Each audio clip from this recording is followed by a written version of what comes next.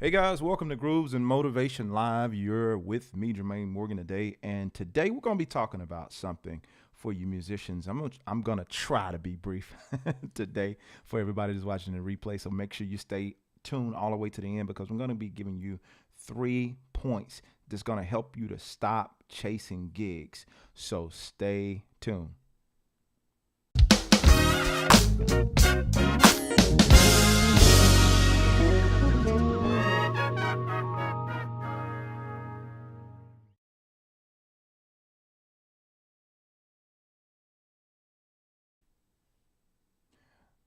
All right, here we are. I don't know what that is there. Let's get that off the screen. Give me a second. I don't even know how that got on the screen. There he is. So thank you guys again for joining me today. Good morning, Sean. Good morning to you. Glad that you are here. And yeah, I'm glad all of y'all are here. Whether you're joining right now live or you're watching in the replay, I'm really, really glad to be here. Glad to share with you guys. And just excited to be alive, man. I am really super excited today. All right, and I don't even know why. I don't even got a reason, but I'm super excited to be here. Rather, I'm gonna play a song from one of my albums, and I hope y'all dig this song. Some of y'all haven't heard this song before. It'd be a good opportunity for you to check it out. But while we're waiting to do that, I see some more people jumping in the chat. Good morning to you, Big Dub. What's up, man? Greetings to you, and looking forward to great information you deliver. Absolutely, man. Thank you for joining. B.E. Woollock, Royce City is in the Hiles. I got you, man. Appreciate it. Who else is watching this morning? Be sure to drop it. Drop it in the chat. It's always super dope seeing that. And did you guys check out my latest videos? Now, I've been doing these covers. Some of you guys have been asking me for years to do covers, and I have been like, nah, doc, I'm not doing it. So recently I have been doing covers, and be sure you're going to check those covers out. The most recent one I dropped was a cover to Love Theory. So if you haven't looked at that video, be sure to go back on my channel and watch that cover to Love Theory that I did. There's also a cover that I did to a few Israel tunes. There's one that's floating around that's doing pretty well, called In Jesus' Name. I did a cover to that. I also did a cover to Israel's song Everywhere That I Go, as well as Alpha and Omega. So if you haven't checked those covers out, do me a favor. Let me know that you guys are enjoying it. I got some really good feedback from the In Jesus' Name. I think that was the first cover that I did. And I said, you know what? I'm going to do a few more covers. You guys seem like you like the covers. So if you do like the covers, show up, put something on it. You know what I'm saying? Let me know. Share it in your communities, because I'm actually having a lot of fun, to my surprise, recording this music. And the funny thing is, a lot of this music I've played before for years. And I was like, you know what? Let me just put this out here on YouTube, because I generally kind of stray away from that kind of stuff. So I see you in the chat. Who is that? We got Lewis. Good morning to you, sir. Andre. Good morning, man. It's Tuesday. He said classes in session. Marco, good morning to you, man. Wallace, I see you. Happy Tuesday to you as well. Scarabi. Hello, Morgan. I'm on the bus. I'm going home because I finished work. Do you think I can grab my bass to work bass exercises with you? Sure, set up a lesson, man. Set up a lesson. We can work it in. Go grab your bass and set up a bass coaching call, and let's let's work out some bass exercises. But if you just talking about grooving, you can do that too. So I'm gonna try not to be here long today. I say I'm gonna try. I'm gonna try not to be here long today. I'm gonna play a little bit, and we're gonna keep it moving. Now here's my disclaimer about this song. I haven't played this song, probably since I recorded it. I was kind of fumbling around through it this morning. So that's my disclaimer before I start. I wrote it. That's my scapegoat. I wrote the song. I played the original, so I can play it. I just have not played it in a while. It's been a long time. Long time, relatively long. It's been about a year and a half, 2 years, right? So it's relatively long for a song, right? So we're gonna see how it goes, though. I just wanted to play around with this one this morning. And if I hit that repeat button, or if I go back, y'all know it's live. So we're going to see what happens. All right. It's called, oh yeah, before I started, it's called On the Inside. And if you, I should have an album cover or something so you guys can know where you can find this. Let me see if I can find I should have already done this. Y'all forgive me. But let me see if I can find an album cover for this so you guys can know where to find this at. I'll be talking about all this stuff that y'all can get. I think this is it. Let's use that. I'm gonna use that. There you go. Let me resize that so you guys can. Well, right now I'm gonna take it off the screen. But I want you guys to be able to go find that. This is um, the Jermaine Morgan album. What is the? Let me see here. Give me a second. I'm sorry about this. Give me a second. I want you guys to be able to add this to your collection if you haven't already done that. There you go. There you go. I apologize for my unprofessionalism in resizing this live. But there it is. I wanted you to know where you could find this song at. The name of the song is On the Inside. And yeah, it's available. And I'll put that back up a little later so y'all remind me if somebody asks about this song. All right, here we go.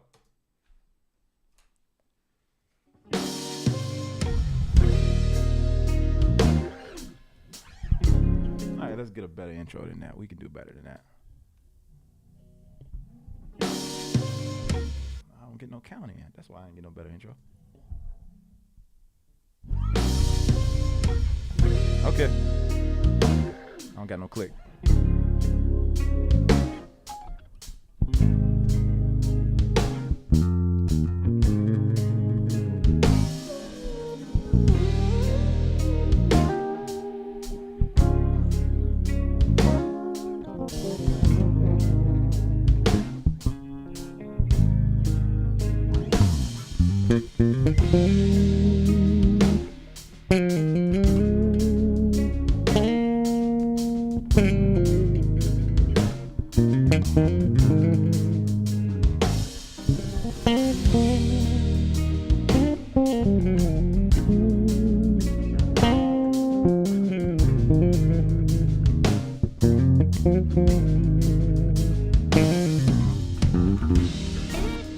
I can't let that ride. I'm trying to remember the song, so we're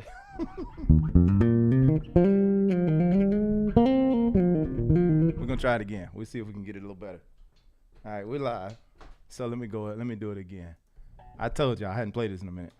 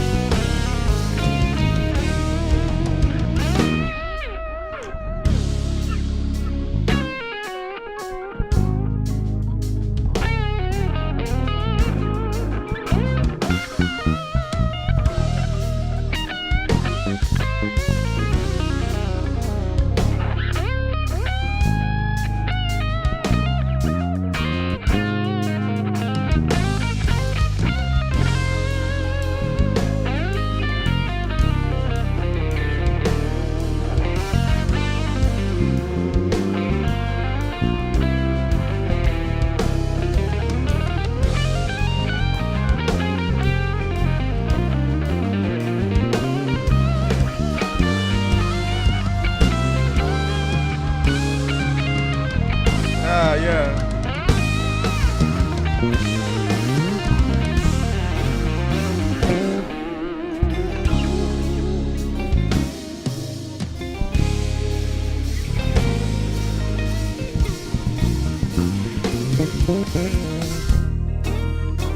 I hear you, B.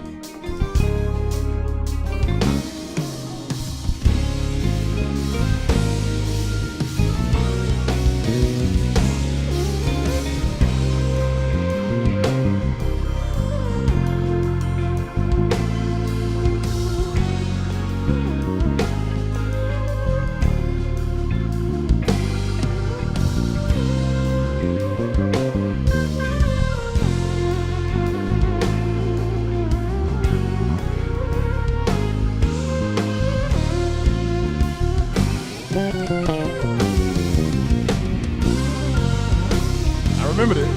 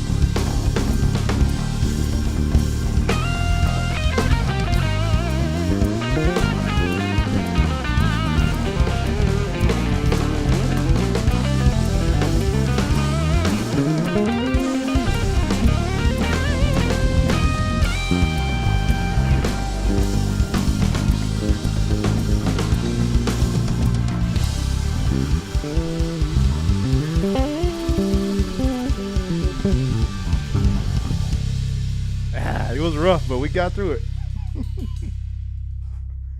That was a fun song to write.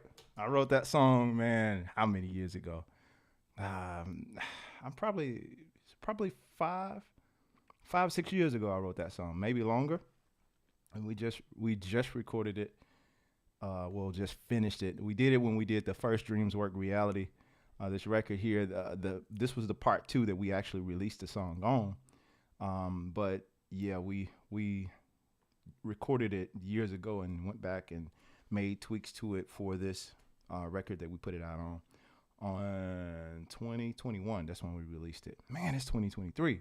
So yeah, we released this in, I want to say October 2021, Dreams Work Reality Part 2, the Jermaine Morgan Band. So if you want to go to your streaming platforms and listen to the clean version of this where I'm not trying to figure out what I played, that you could hear it. But it was a fun, really cool song. I like where the song went. It was different. I think it was a song for me that kind of helped me to kind of get back to some of my old school roots in terms of had that really, really soulful kind of thing to it.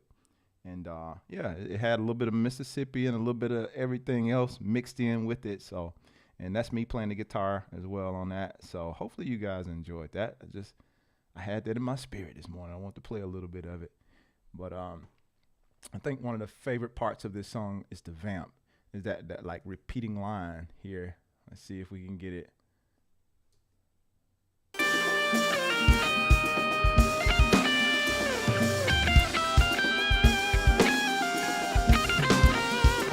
So let's see. Let me see if I can go back. All right, right here.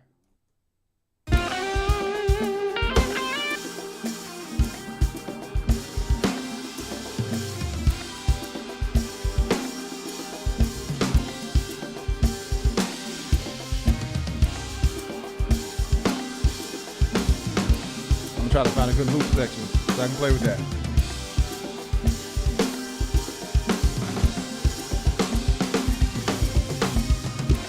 There we go.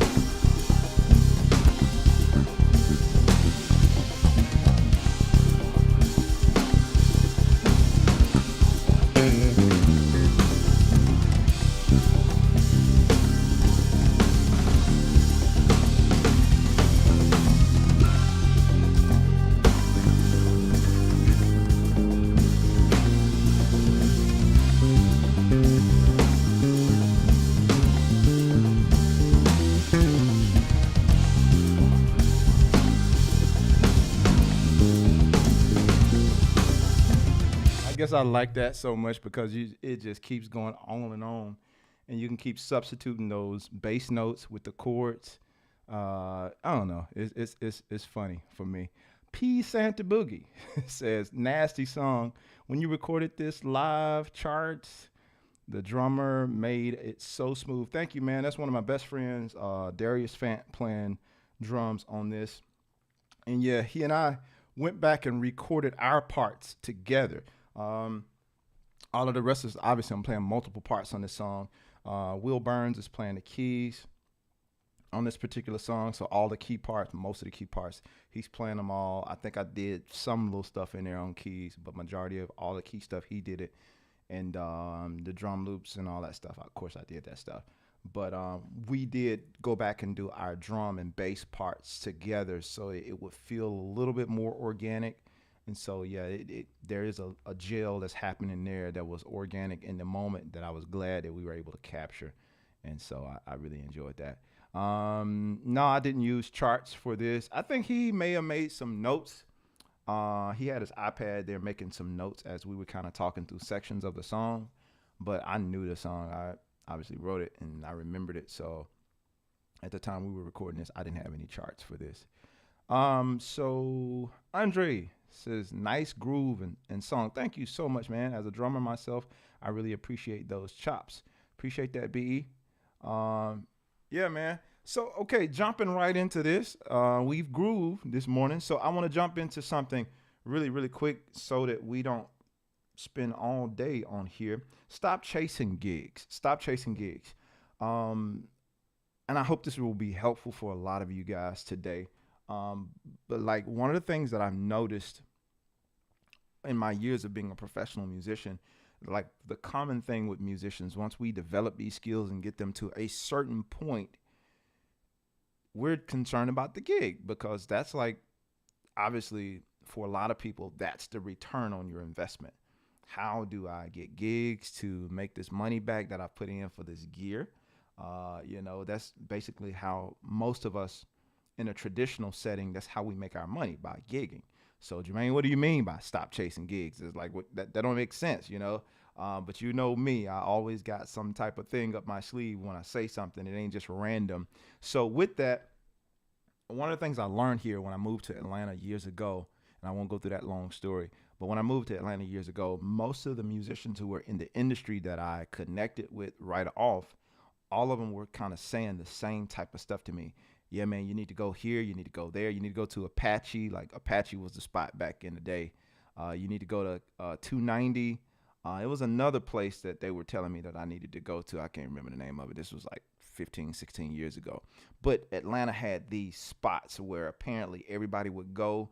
You get in on an open mic night or something, or you get up there and play one of the songs and you do your thing. You kill. And then from there, it's like a progression that if you do enough, somebody will notice you and somebody get your number, you connect with this person and they connect you with that person. And the progression of connecting with people and networking and all this kind of stuff. And eventually you land up on a big gig. And that's how it worked for a lot of people. And for me, I just wasn't interested in that way of, I wasn't interested in that way of gigging. Like I wasn't interested in following the path because most of my entire life as a musician, I have not taken the path that everybody else takes.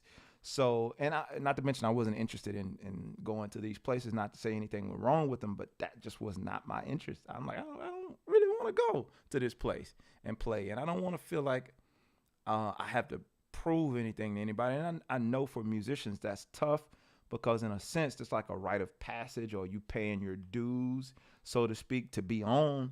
And I'm like, I didn't want to do that. Like, yeah, I kind of paid my dues in Mississippi, and, I haven't arrived yet since I got to Atlanta, but I'm like, I don't want to, I want to get into the right places that are for me. I don't want to feel like I'm always trying to prove myself to somebody every time I show up. So anyway, all that being said, I didn't take the same path, and yet I landed one of the major gigs here in the city. One of them, there's tons of major gigs. I landed one of these major gigs here in the city that I talked about a few weeks ago in one of my videos that you can go back and check.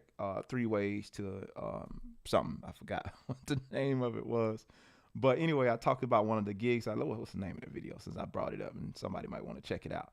Let me find that really, really quick. So the name of that video was I think it's like uh, three tips for 3 tips to transform your bass playing. That's it. I'm sorry. 3 tips to transform your bass playing. I talked about all that stuff there in terms of my gig and my whys and all that kind of stuff. But in this particular video or this live, what I want to talk about is like I didn't take that same path that everybody else took, and yet I still landed on one of the biggest gigs. Now, how is that? I believe personally, and there's 3 points I want to give you in this: be number one, do number two, have number three. And I'm gonna quickly go through all of them. B, I think if you can do all three of these, let's just focus on the B right now, like B, right? B, becoming all these things. You have to become a certain person that certain things will, start happening for you. And processes, you just can't skip the process. I talked about that a few weeks ago here on this live. You cannot skip the process, but I think working on trying to becoming the person that that you say you are. Like, who are you? I think if we can identify that, who are you? What do you do? And be that, whatever that is, be fully that, because that makes it easy for people to identify you. Like if it's a gift, if it's a skill or whatever, like what do I know Jermaine Morgan for? Who is he? Why would I call him? So you need to be able to answer that question with people. I think there's something that I heard. People have three questions when they come up on you or run up on you or that type of thing. And even as some of you guys are new to me with this channel, you come to me with 3 questions. You don't ask them right off, but in your mind, when you're looking at certain things, it's like, who are you? What do you know, or what can you do? And number 3, why should I care? Right? You know what I'm saying? What's up, Taj? They're asking these 3 questions when they see you. You know what I'm saying? Who are you? What do you know, or what do you know, or what do you do? And why should I care?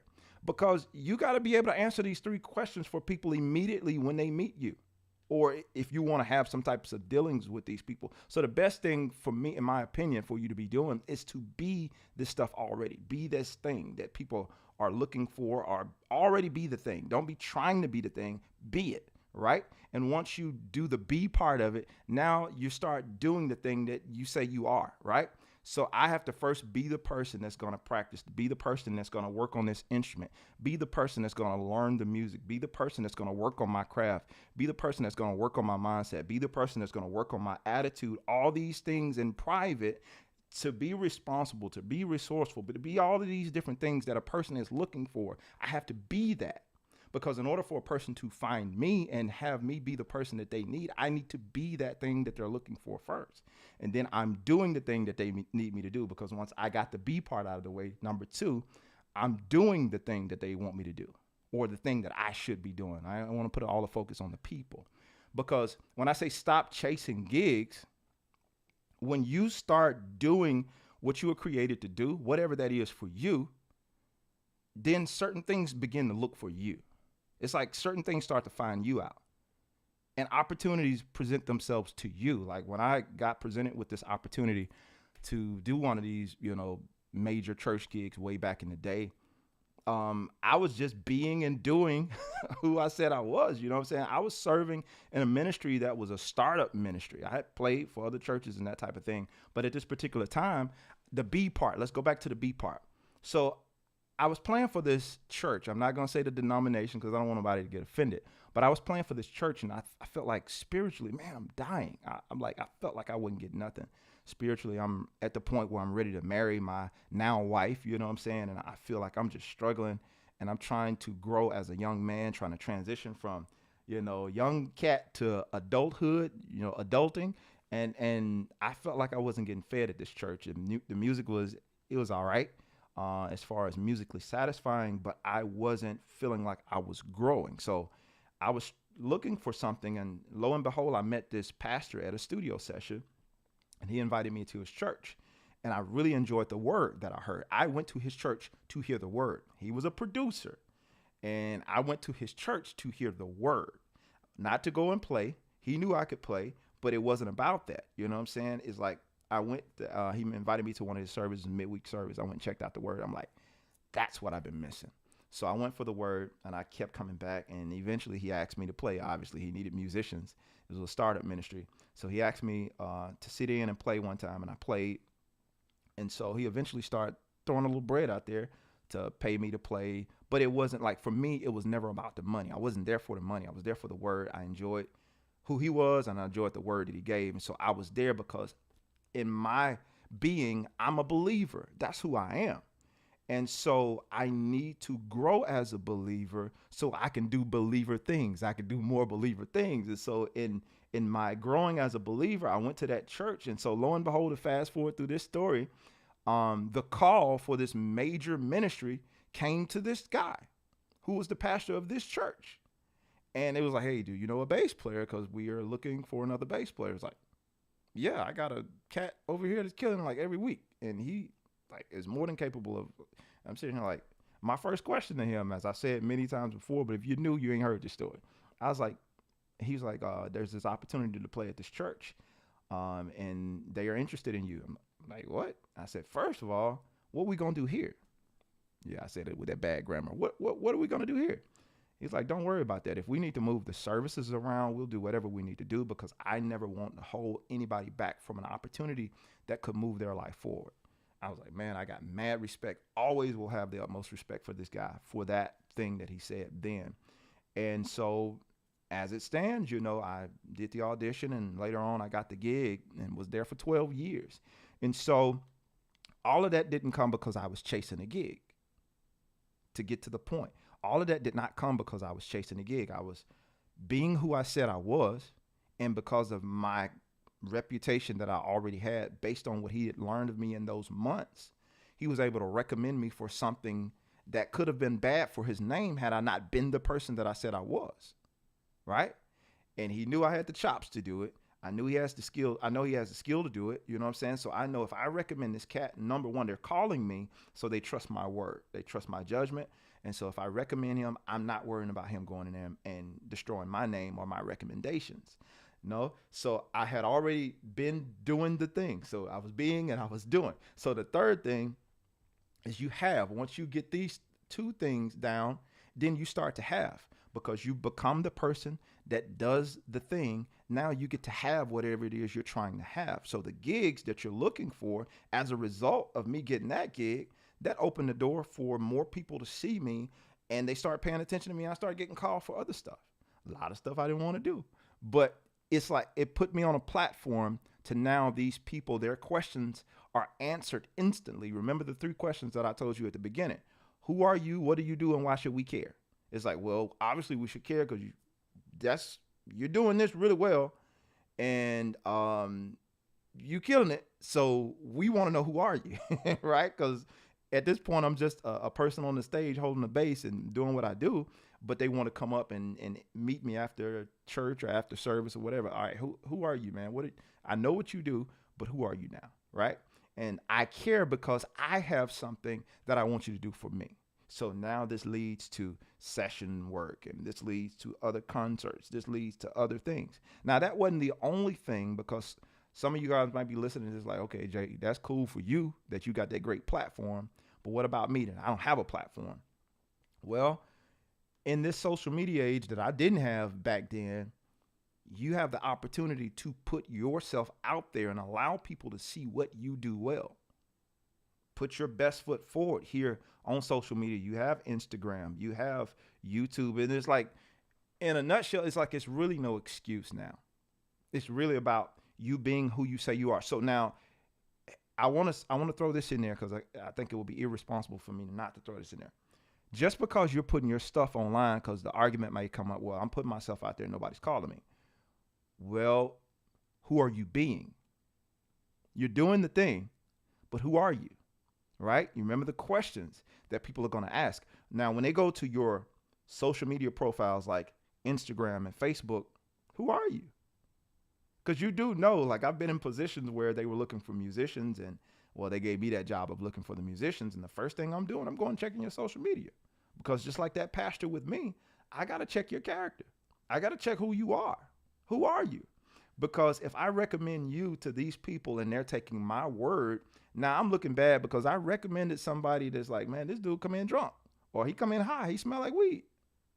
So you have to think about all these different things. Or if you're saying something crazy on your social media, even 2 years ago, and you've been continuously, you didn't take it down. You know what I'm saying? We all do dumb stuff from time to time, but you boldly left it up there. You know what I'm saying? So that's saying this is who I am. And I got the tendency to say something crazy from time to time. And I get it, freedom of speech, but understand, in your being something, you have to make sure all that you're being represents who you want to be. Everything that you're doing has to be a reflection of who you say you are, right? So if the things you post and all that kind of stuff, even if the material and the content that you post is going to attract certain things. What is it? Stinking stuff attract flies. You know what I'm saying? What they say, you can win more people over with honey than you can vinegar. Like that's the thing. You want to make sure that whatever you're sending out, the message you're sending out, is attracting the right things and the right people to you, because when they see that message, that's telling them who you are. So that's the be part of it. You got to be who you're supposed to be, because you're going to attract the right stuff to you based on who you are. And then when you start doing the thing and they see the character, once they do their research, because it's one thing to be dope. Like, you can find dope musicians dime a dozen. You can find 1,000 other bass players that can play circles around me right now, I'm sure. But who are they? Because in what I do, I still find people who will come to me. And I'm like, I know you passed 100,000 musicians on Instagram and Facebook and YouTube. What made you come to me? Well, it's who you are. It's who you are that resonates with people. But if we can't tell who you are because you're unclear, and the messages that you send out are unclear, then the likelihood of somebody calling you or having anything to do with you is very low. Now, you'll attract some people. Now, the question is, will they be the right people?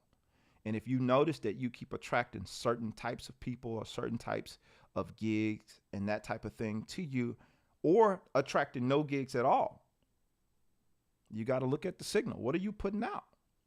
What are you putting out that's attracting this thing or the lack of thereof? You know what I'm saying? What are you putting out that are causing people to stay away from you? And it's like they don't want to really fool with you. They don't want to call you. And I've learned in my life, side note, I've learned in my life, it's like certain things and certain people I have no desire to attract, even though it would be a good look. Let's be clear with this. It would be a good look. And let me make this really clear, I guess. When I did my internship at Doppler Studios years ago, I thought I wanted to be an engineer. I know I wanted to produce, but I thought I kind of wanted to do the engineering thing. And if any guys that work in music production and all, you know, the progression, the level of progression, so to speak, you go in as an intern, then you work your way up to an assistant, then you work your way up to an engineer in hopes that you start getting the big clients and all this kind of stuff. Well, when I was working at Doppler years ago, I started finding out as I was working as an intern, I started finding out, you know what? I don't want to do this. I don't want to work my way up through the ranks, because looking at these people's lives, they getting paid well, but I have no interest in doing what they're doing. Because I was looking at it only from the standpoint of, man, they get to work with this artist, they get to produce dope music and all this kind of stuff. And I looked at the environment that they were in. I was like, I don't want no part of that. Yeah, I don't want to get called to work on sessions for these types of people. I'm not interested. No, thank you. And so I was able to see clearly what I didn't want to do, even though it was right there in my field of things that I love to do. I love to create music. I did at the time, working and editing and doing all this kind of stuff. But I found out once you start doing it for artists, it's different. And I'm looking at how some of the artists were talking to the engineers or talking to the assistants, and even like dealing with their entourages and all that. I'm like, I don't want none of that smoke. I'm good. Like I'm totally good. I'm like, so I made my mind up then. I'm like, if I'm gonna work, do any engineering, I would rather it be an artist that I'm producing personally. And, I want to be able to choose who I work with. I don't want to just be getting called for random sessions just because they got money. I don't want to be in there and they blowing smoke all over me, or they blowing they everybody turning up Grey Goose and all this. I don't want no part of that. Now, I'm not saying I ain't condemning nobody, but I'm saying personally, I don't want to be in that environment. And so you have to make the distinction of what you want. You got to know what you want. And so by knowing what you want and making that distinction, now everything you start sending out, the signals you send out are signals that attract the things to you that you want, right? Because if you're sending out signals that this is not the environment I want, and you don't show to have that type of environment, then people that enjoy that type of environment are not going to be comfortable around you. And so you're not going to attract those type people. And so the people who would be comfortable around you, the signals that you send out, they're going to see that. They're going to pick up on that. Now, to each his own. But you have to be aware of the signals that you send out in terms of what it is you're trying to do in order for the whole be, do, and have, and all these different things to work for you. But to me, these are some determining factors that are going to make a huge difference in everything that you're trying to do. And so I'm gonna shut it down because ain't too much more I can add to that. So anyway, if you have any questions, I welcome your questions, but I'm not gonna beat this down in the ground. It's just, I don't know, man.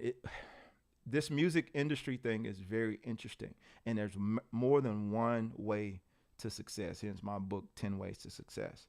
I found that out doing this because at one point I had got really discouraged as I was in the middle of the industry, because I'm like, I don't want to pursue any more of this. I don't, what people are showing me in this industry, I don't want anymore. I've had people over the years ask me, Jermaine, why aren't you doing more of this, or why aren't you doing more of that? Why ain't I ever seen you with this? Or it's like I would get questions like that, and I'm like, to honest to God truth, most of it is I ain't interested. So many of the opportunities I probably could have had, I'm not interested. And I get probably turned off by a lot more stuff than the average musician because it does not align with who I am. And I've learned the power of saying no to certain things. It's like, it's okay that I'm a bass player and I've worked and did this and all that. It's okay that I don't get called for certain things because I'm not after that. Now, to the average musician looking at me from the outside in, it's like, man, Jermaine don't ever get this call. He don't never do this. He don't ever do that. And a lot of things y'all don't even know about that I do. And it's cool, because I'm still feeding my family and I'm still great. But I had to really stand my ground and decide. I stopped chasing gigs years ago. A long time ago, I stopped chasing gigs. So many of the people who know me around the city, for some folks, this word has got out that, man, Jermaine ain't leaving his house. And I don't. If it doesn't make sense for me, I don't leave. I don't leave home because I understand my time is very valuable. And I understand the more valuable I can make my time, why would I leave? Because I look at the cost of me being out here, what it's going to cost me monetarily, what it's going to cost me in energy, and learning somebody's whole set and doing all this work in your budget, not to knock nobody's budget, but you want me to learn 15 songs and it's like you barely have $100 budget or $150 or whatever the case may be. And I got to drive. I live a long way now. I moved out of the city. So I live a long way away, and you want me to come and do your gig for a couple $100 and you want me to do a rehearsal and all this kind of stuff. No disrespect to the musicians who do that, because it's an art and it's an acquired, it's what you want. It's your preference, for lack of better words. But for me and what I'm trying to do, that does not move the needle. And I want to be around my family. I want to be around my kids. So if I'm not going to do all these gigs, then I have to find another way with the skills and the giftings that I have to create something for me that I don't have to chase gigs. Now, if you want a gig Monday through Saturday, Monday through Sunday, hey, that's all is well, if that's what you want. But if that's not what you want, don't complain about what you get because you're not creating any other opportunities for yourself because you're refusing to do the be do have part. So I didn't want to be a person that was gigging all the time. So I had to become something that allowed me to be home more, right? And if I'm gonna gig, or if I'm gonna do gigs, so to speak, it's gonna be on my own terms, right? I love the fact that I get to say no now. I love the fact as a musician, I still get to say no. And I can still maintain my integrity of what I'm about, even though it does not necessarily line up with everybody else and what they think I should be doing. I love the fact that I get to say no. If y'all talking crazy about something and you think a couple of $100 you're gonna get me to jump off the moon, like, I'm good. Nah, I'm straight. You need to be here at this, and you didn't. I done that. I'm good. I am good. Thank you so much. I appreciate you. I appreciate you. I know what I have to offer. Now, at the same time, I can't sit here pompously saying I'm not going to do any gigs. Now, I don't do any development to make myself of more value. That's the key. You have to make yourself of more value. If you're going to make that stance and say, hey, I ain't going to do all these gigs, well, you can't operate at the same level that you've been operating with no more value than you're adding right now. Because if you're only adding $200 worth of value a day, then that's all you're going to get. But if you figure out ways to raise your current value, then yeah, you can justify being at home, because you got to work. Your family got to eat. So you better figure something out. You better figure something out as a musician, as a creative, because ain't nobody just writing checks for you just looking cute, right? Unless you're a model, you know what I'm saying? Nobody, just because you can play and you're dope. So that's why I still practice, but I don't concern myself anymore with, I'm not going to say it's not competition, because I think some competition is healthy, like not in a sinister way where I'm trying to be better than this person. Like, I think constantly pushing yourself, growing, that's healthy for you. You know what I'm saying? So if you're looking at your peers or something, like just say Taj that was on here for a second ago, I see him post something, I see how he's working out. Like, all right, it pushes me, like, all right, I got to get on it. My guy is, he's pushing, he's stretching over here. So it pushes me to grow and to get better. But at the same time, it's like, I ain't after him. What's for him is for him. What's for me is for me. So I use that as fuel to push me further into my own thing that I'm trying to do. Right. And I use that to say, let me figure out how can I grow in this area, because I wasn't even thinking about that, right? And so you use that, and you use your peers, and you use the people around you not to become intimidated or feel inferior or whatever, because of everybody else and where they are in their career and what they're doing in the gigs. That's the gigs for them. You have to figure out what's for you. All right, I'm shutting this down for real this time. I see you guys in the comments. Marcus Jones, good afternoon to you, man. There you go. What's good, bro? Douglas, what's up, man? Floppy says, late to the party. Hope you're well, Jermaine. All is well, man. Marcus says, I feel exactly the same. Here to make a decision. Have to make a decision. I got you. Floppy says, good stuff, man. I appreciate all you guys joining in today. I'm trying to watch my length on these videos, because they kill me in the analytics with these videos, because I got this long form content with these lives. But I enjoy doing it. I enjoy sharing it. Hopefully you got something helpful out of this. If you did, do me a favor and give this video a thumbs up. I'm going to be dropping more content for you guys as we move on. So absolutely, man, it's been my pleasure to share this information again. If you found something helpful, if you know somebody that can benefit from what I've said today, be sure to share this with them. And yeah, I'll see y'all on the next one. And much love to everybody. I'm out. Peace.